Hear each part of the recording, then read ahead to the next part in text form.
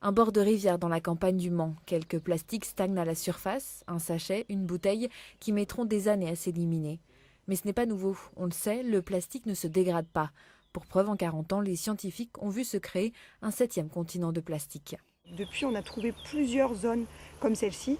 Il y en a actuellement 5 de recensées dans tous les océans de la planète. Et ce sont donc des très grosses, comme des vortex qui concentrent les plastiques. Et ça fait donc des nappes de pollution à la surface des océans. Ces soupes de plastique ne disparaissent pas, elles se désagrègent et ce sont ces fragments que les scientifiques tentent de détecter et de quantifier. On soupçonne que ces fragments, ils se refragmentent en particules beaucoup plus petites que l'on ne peut pas voir à l'œil nu, qui sont très difficiles à récolter, qui sont de l'ordre du nanomètre, on les appelle les nanoplastiques. Pour identifier ces nanofragments, les scientifiques utilisent des microscopes qui leur délivrent une carte d'identité. L'étude de leur taille permet ensuite de comprendre leur impact sur les organismes marins. Des gros fragments vont être ingérés par certains organismes marins. Par exemple, on a tous vu des images de tortues qui avalaient des sacs plastiques et qui s'étouffaient.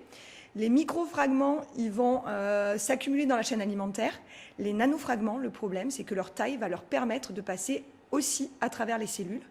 Et donc, on pourrait les retrouver dans toutes les parties des organismes marins. Et à terme, c'est toute la chaîne alimentaire qui pourrait être touchée.